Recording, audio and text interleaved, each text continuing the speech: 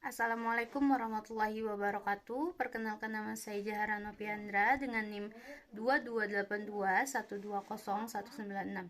Saya dari kelas 4E, jurusan Ekonomi Syariah, Fakultas Ekonomi dan Bisnis Islam. Di sini bisa dilihat di PPT, saya akan menjelaskan tentang normalitas. Langsung saja di sini di slide selanjutnya ada pengertian normalitas. Jadi uji normalitas data itu adalah bentuk pengujian tentang kenormalan distribusi data. Jadi tujuannya dari uji ini adalah untuk mengetahui data yang terambil merupakan data terdistribusi normal atau bukan.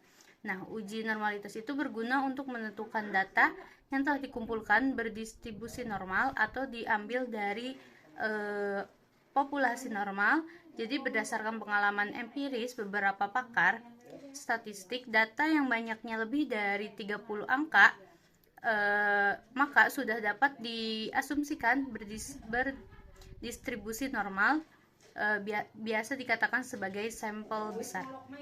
Dan juga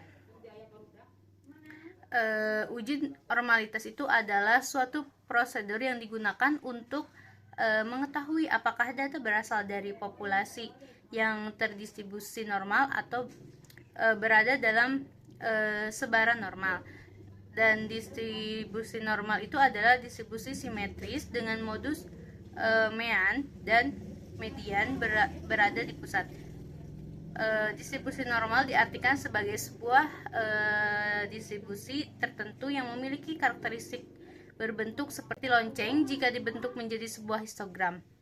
Selanjutnya di sini ada estimasi keberadaan normalitas.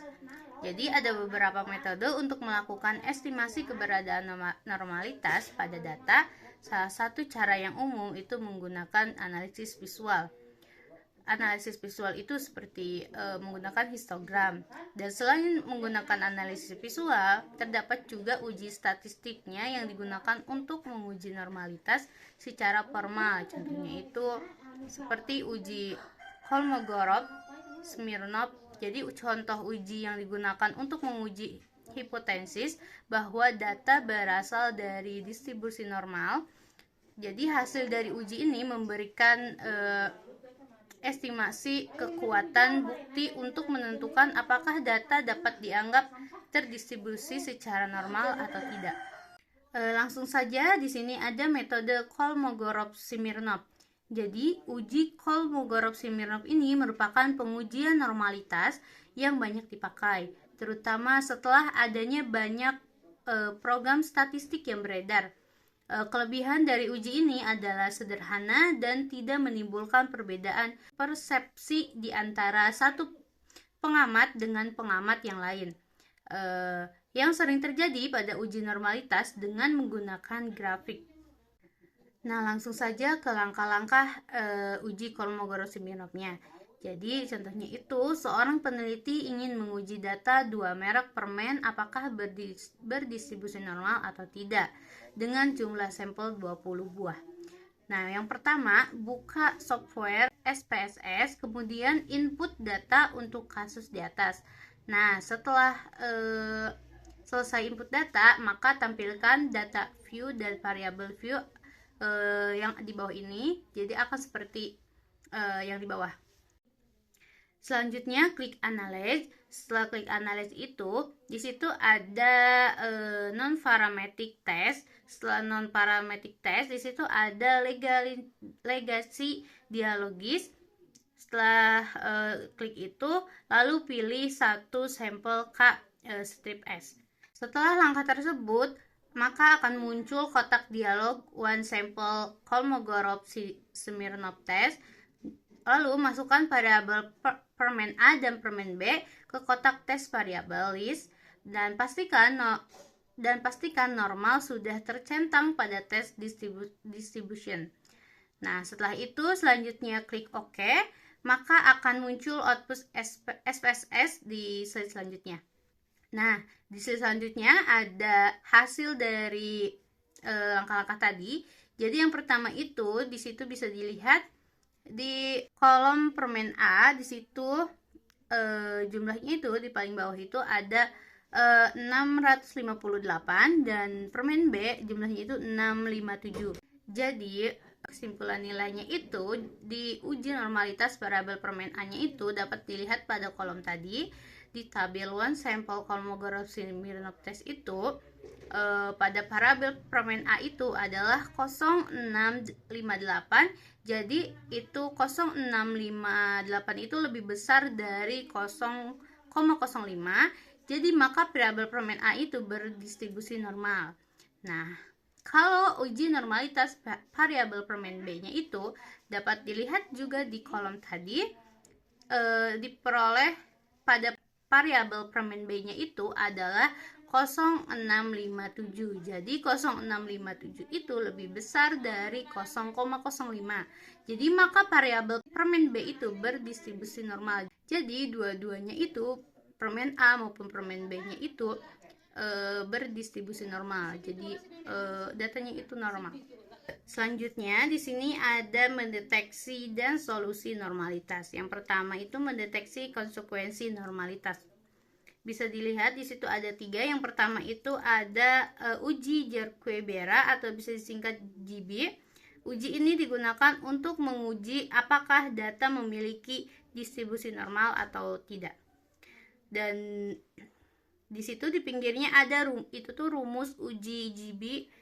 Jadi di mana N-nya itu adalah besar sampel dan S-nya itu adalah koefisien skewness dan K-nya itu adalah koefisien kurtosis. Nah, nilai GB-nya itu mengikuti distribusi chi-square dengan 2 derajat kebebasan. Yang kedua, ada uji Shapiro-Wilk. Uji ini adalah metode lain untuk menguji normalitas data. Jadi uji ini melibatkan perhitungan koefisien Shapiro-Wilk yang kemudian dibandingkan dengan nilai yang ditentukan untuk tingkat signifikasi. Nah, jika koefisien Shapiro-Wilk ini lebih kecil dari nilai yang ditentukan, maka data tidak terdistribusi normal.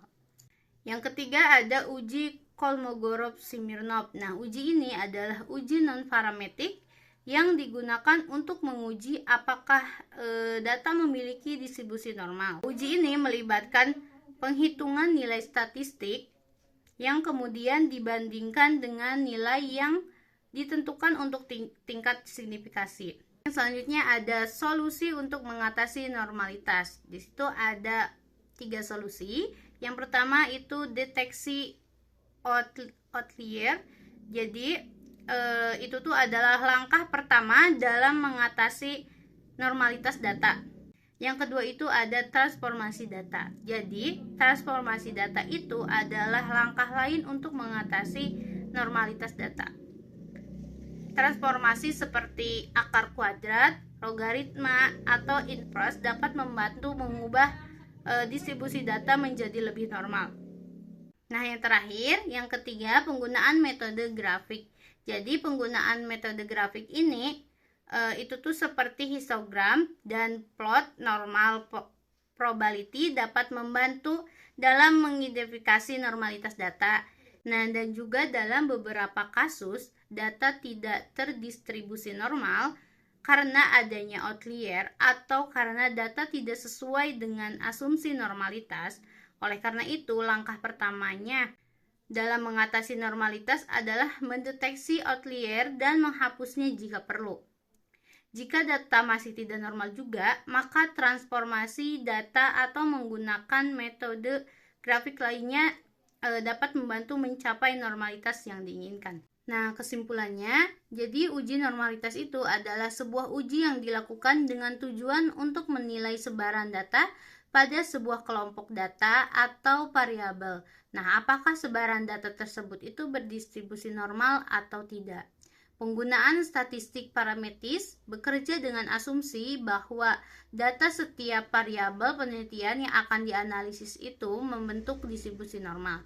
Bila data tidak normal, maka teknik statistik parametris tidak dapat digunakan untuk alat analisis. Sebagai gantinya dapat normalkan dulu atau distandarkan data tersebut. Jika tetap tidak bisa berdistribusi normal, maka digunakan teknik statistik lain yang tidak harus berasumsi bahwa data berdistribusi normal, yaitu statistik non-parametrik. Mungkin sekian pemaparan materi dari saya. Mohon maaf bila ada salah kata. Wassalamualaikum warahmatullahi wabarakatuh.